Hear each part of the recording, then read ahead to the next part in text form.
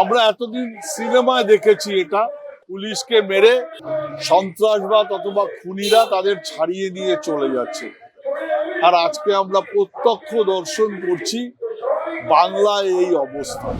Medinipur medical college, সব হসপিটালের নাম এখন মেডিকেল কলেজ, কোনোটা সুপার স্পেশালিটি হসপিটাল। বাইরে দিয়ে সুন্দর ঝাঁঝালো গেট সাজানো, কিন্তু ভেতরে পরিষেবা নেই। আর যে সমস্ত ওষুধ আমদানি হচ্ছে সেটা তো আমরা আরজিকর কাণ্ডেই দেখেছি, নিম্নমানের ওষুধ সরবরাহ করছে, নিষিদ্ধ স্যালাইন তারা এখানে পশ্চিমবাংলায় ব্যবহার করছে। মেদিনীপুরের সেই মামুনি রুইদাস, তার হত্যা হয়েছে, আমি বলবো হত্যাই।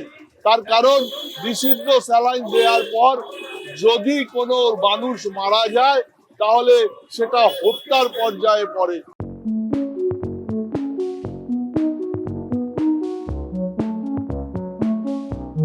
কার্যত মানে ছবি সিনেমার কায়দায় প্রিজন ভ্যান থেকে আসামি উধাও হয়ে গেল এবং কিছু দুষ্কৃতী এসে সেই আসামিকে মানে প্রিজন ভ্যানে গুলি করে পুলিশকে আহত করে আসামিকে ফিল্মি কায়দায় তুলে নিয়ে চলে গেল। পুরো বিষয়টাকে কিভাবে দেখছো? আসলে আমরা এতদিন সিনেমায় দেখেছি এটা, যে হ্যাঁ পুলিশকে মেরে সন্ত্রাসবাদ অথবা খুনিরা তাদের ছাড়িয়ে নিয়ে চলে যাচ্ছে। আর আজকে আমরা প্রত্যক্ষ দর্শন করছি বাংলায় এই অবস্থা। সত্যি তো এটা লজ্জার। একজন আসামি, খুনের আসামি, তাকে নিয়ে যাওয়া হচ্ছে বিচার করাতে। বিচার করে ফেরবার সময় গোয়ালপুকুরের মোড়ে ঠিক সেখানে সে বলছে যে হ্যাঁ আমি একটু বাথরুম যাব বা আমি আমার শৌচালয়ে যাব। সেই বলে সে যখন ভ্যান থেকে নামছে, হঠাৎ করে চাদরের ভেতর থেকে রিভলভার বার করে দুজন পুলিশ কর্মীকে গুলি করে আহত করে দিলেন এবং তারপর সে নিজে পালিয়ে গেলেন। আমাদের মুখ্যমন্ত্রীর কাছে একটাই প্রশ্ন, যে আপনি কি জানেন না যে আমার বাংলা আজকে খুন সন্ত্রাসের বাংলায় পরিণত হয়েছে? বিহার থেকে, ঝাড়খণ্ড থেকে ভাড়াটি খুনিদের নিয়ে আসা হচ্ছে এবং আমার বাংলায় হত্যালীলা চালাচ্ছে। একদিকে বাংলাদেশের অনুপ্রবেশকারী, অন্যদিকে বিহার থেকে অথবা ঝাড়খণ্ড থেকে আমদানি খুনিরা এখানে পৌঁছে যাচ্ছে। আজকে আমার বাংলার গোয়েন্দা বিভাগ কি করছে? আমরা পুলিশের হেডকোয়ার্টার্সের সামনে এসে দাঁড়িয়েছি যে এখানে আমরা আন্দোলন করছি, তার একটাই কারণ যে আপনার একটু সজাগ দৃষ্টি রাখতে হবে। আপনি পুলিশ মন্ত্রী, আপনার আন্ডারেই সমস্ত পুলিশ, আপনারা পুলিশদের নিরপেক্ষভাবে কাজ করতে বলুন, কোনো সন্ত্রাসবাদী অথবা খুনিদের যাতে আপনার নির্দেশে প্রশ্রয় না দেয়। আমার তো মনে হচ্ছে যে আপনি এসব কিছু দেখেও দেখছেন না। এটা কেন হবে? বাংলা তো শান্তির বাংলা, বাংলা তো সংস্কৃতির বাংলা, বাংলা তো শিক্ষার বাংলা, বাংলা তো খাদ্যের বাংলা। আমরা খবরে দেখলাম কালকে রেশন দুর্নীতি মামলায় জ্যোতিপ্রিয় মল্লিক ছাড়া পেয়ে গেছে। সত্যি তো এটা কেন হচ্ছে? সিবিআই কি বাংলায় আসছে শুধুমাত্র এই চোর এবং খুনিদের সাহায্য করতে, নাকি এর বিচার করতে? আমরা আরজিকর কাণ্ডেও এর কোনো বিচার পাইনি, এখনো পর্যন্ত বিচার নেই। সুতরাং আমরা মুখ্যমন্ত্রীর কাছে অনুরোধ করছি যে আপনি সজাগ দৃষ্টি রাখুন। শুধু দলের অন্তর্কলহ নিয়ে সময় দিলে হবে না, রাজ্যটাকে দেখতে হবে।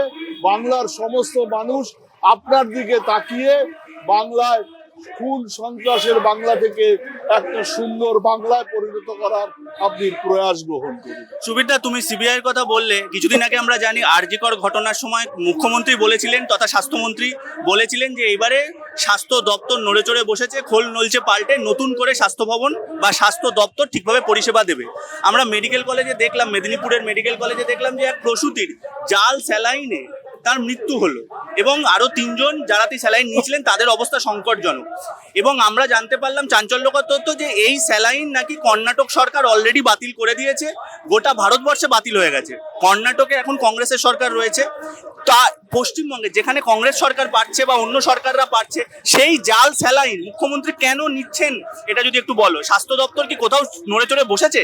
আসলে যেদিন মুখ্যমন্ত্রী বলেছে আরজিকর ঘটনার পর যে আমরা এবার স্বাস্থ্য ভবনকে ঢেলে সাজিয়ে স্বাস্থ্যের ব্যবস্থাটাকে সুন্দর করব এবং স্বাস্থ্যকে আমরা নতুন করে পরিষেবা দেওয়ার চেষ্টা করব রোগীদের। ঠিক তারপরেই আমরা কি দেখলাম যে না, মেদিনীপুর মেডিকেল কলেজ, সব হসপিটালের নাম এখন মেডিকেল কলেজ, কোনোটা সুপার স্পেশালিটি হসপিটাল, বাইরে দিয়ে সুন্দর ঝাঁঝালো গেট সাজানো, কিন্তু ভেতরে পরিষেবা নেই। আর যে সমস্ত ওষুধ আমদানি হচ্ছে সেটা তো আমরা আরজিকর কাণ্ডেই দেখেছি, নিম্নমানের ওষুধ সরবরাহ করছে, নিষিদ্ধ স্যালাইন তারা এখানে পশ্চিমবাংলায় ব্যবহার করছে। কর্ণাটক সরকার, সেখানে কংগ্রেসের সরকার, ডিসেম্বর মাসে স্যালাইন বাতিল করে দিয়েছে, বলছে এ স্যালাইন ভেজাল স্যালাইন, এ স্যালাইনে ছত্রাক থাকে, সুতরাং এই স্যালাইন আমাদের রাজ্যে দেয়া যাবে না। আমার পশ্চিমবঙ্গ সরকার যে ডিসিশন কর্ণাটকে ডিসেম্বরে নিতে পারে, এখানে 7-8ই জানুয়ারিতেও সেই সিদ্ধান্ত তারা নিতে পারেন না।